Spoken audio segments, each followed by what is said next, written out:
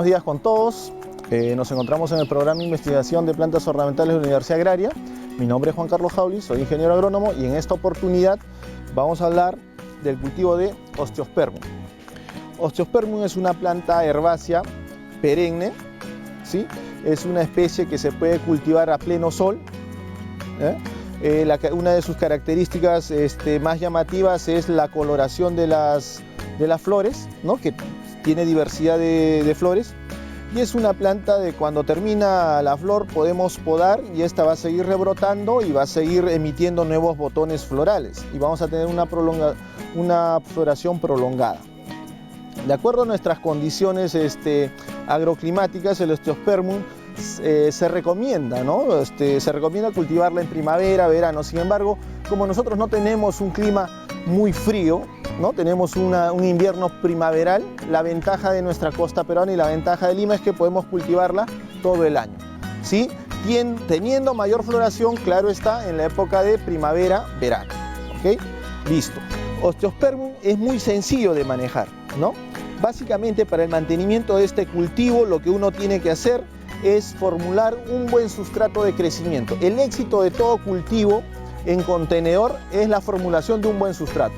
El sustrato debe tener buenas características físicas, químicas y también biológicas, pero entre las tres la más importante es la propiedad física.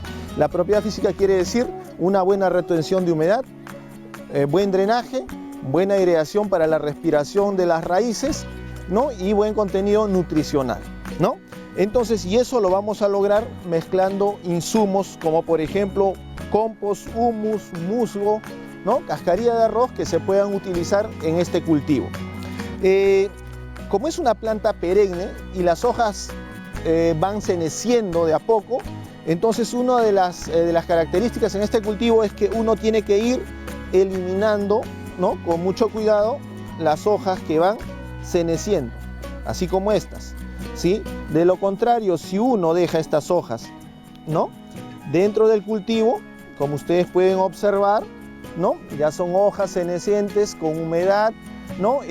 Van a crear un ambiente adecuado para que puedan desarrollar algunos patógenos que luego pueden afectar al resto de las hojas que están sanas o al tallo. ¿Está bien? Entonces es una labor muy interesante esta, ¿no? Así eliminar las hojas que ya están ceneciendo. ¿Ok? Listo, ¿no? Asimismo, tanto el Osteospermum como cualquier otra especie ornamental tiene ciertas condiciones que debe cumplir el suelo para que éstas puedan desarrollar normalmente. Para ello se requiere como equipo básico, ¿no? Tener un pHímetro conductímetro. Este equipo me ayuda a medir el pH del sustrato, me ayuda a medir la conductividad eléctrica del sustrato. ¿Sí? Entonces, ¿qué quiere decir el pH? ¿Qué quiere decir la conductividad eléctrica? ¿No? Muy sencillo, señores. Si nosotros nos invitan una limonada en un vasito, nos sirve un poquito de agua con limón, con 10 o 20 limones probablemente nos va a costar tomarlo. La planta de igual modo, el sustrato debe estar en un pH de 6.5, que es el pH ideal, para que todos los nutrientes, tanto los macro y los micronutrientes, estén disponibles y la planta pueda tomarlo.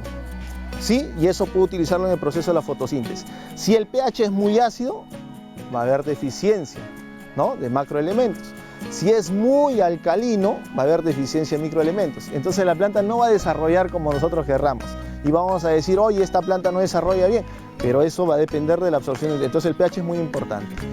Otra característica es la conductividad eléctrica. ¿Qué es la conductividad eléctrica? Me mide la cantidad de sales que pueda tener el sustrato. Si trabajo con un sustrato que tiene alta conductividad eléctrica, o sea, alto contenido de sales, lo que voy a hacer es que en lugar que el sistema radicular tome el agua, de las células radiculares van a salir hacia el exterior. Entonces lo que vamos a conocerlo como deshidratación de las raíces y eso se va a manifestar en un marchitamiento de la parte aérea. Entonces cuando uno coja los insumos para hacer la mezcla del sustrato, tiene que tomar en cuenta mínimo estas dos características, conductividad eléctrica y pH. ¿Sí? Entonces, teniendo en cuenta estos dos factores que son muy importantes y hay otros más, ¿no? Vamos a tener éxito en nuestro cultivo. ¿Sí? Listo. Oye, y de repente por ahí me dicen, oye, sí, mi planta ya está muy grande, ha brotado demasiado, ¿cómo puedo hacer para rejuvenecer mi planta? Señores, es muy sencillo. Si ustedes quieren, pueden multiplicar esta especie. Y esta especie es fácil de multiplicarla, de propagarla. Ustedes esperen que termine la floración, ¿sí? Porque no se recomienda propagar una especie cuando está en pleno estado reproductivo. ¿Y cuál es el estado reproductivo? Ahorita que está en floración, porque de ahí viene el fruto y dentro está la semilla. Entonces es como una madre que está embarazada y está alimentando a sus hijos. No le podemos pedir que haga otras cosas nada más que alimentarse bien para poder alimentar a su descendencia. Es lo mismo en estas plantas, ¿no? Entonces yo no puedo sacar el material mientras esté en pleno estado reproductivo. Recuerden eso. Ya, pero si ya terminó la floración, lo que yo sí puedo hacer es recién obtener, ¿no?, el material a propagar. Ahora la pregunta es, ¿lo hago después de la floración o lo hago antes de la floración? Ojo que si lo hago después de la floración, la planta va a estar débil. Ha consumido sus reservas para la floración. Pero si lo hago antes de la prefloración, la planta va a estar vigorosa, va a estar con las yemas dormantes. Entonces, eso va a ser un buen material vegetativo para propagar. Entonces, se recomienda que se haga antes de la floración. Y sencillo, ¿cómo lo hago? Señores, ustedes pueden coger acá con una tijera, cortan una porción de la rama. Vean acá, a esto se denomina esqueje, porque esta es una planta herbácea. Elimino las hojas basales solo con la mano, ¿ok? ¿Sí? Elimino con la mano, ¿sí?, las hojas basales para que no entre en contacto con la humedad, con el exceso de agua. Y este de acá, esto se denomina un esqueje, este es un material propagativo y esto yo lo puedo llevar a propagar al invernadero en un sustrato. Y el sustrato puede ser perlita, vermiculita, musgo, cascarilla de arroz. Listo, y ahí yo lo puedo llevar a un invernadero a que este empiece a enraizar. Y probablemente si es en época pues de primavera, verano, saco el material, esto va a enraizar probablemente en 15 días, 20 días, voy a tener una nueva planta lista para poder trasplantarla a bolsa. Y ya la estoy clonando. Y este esqueje va a tener las mismas características que la planta madre, idéntica, ¿no? La misma carga genética. Entonces, ¿qué estoy haciendo? Estoy clonando esta especie, ¿no? Voy a perpetuar esta especie en el tiempo, ¿está bien? Y listo, ya tendría propagada la Dimorphotheca, ¿sí? Agradecemos a toda la audiencia de A lo Grande. Hemos compartido un poco sobre el cultivo de Dimorphotheca, o también conocida como Osteospermum. Esperemos que les haya agradado y hasta la próxima.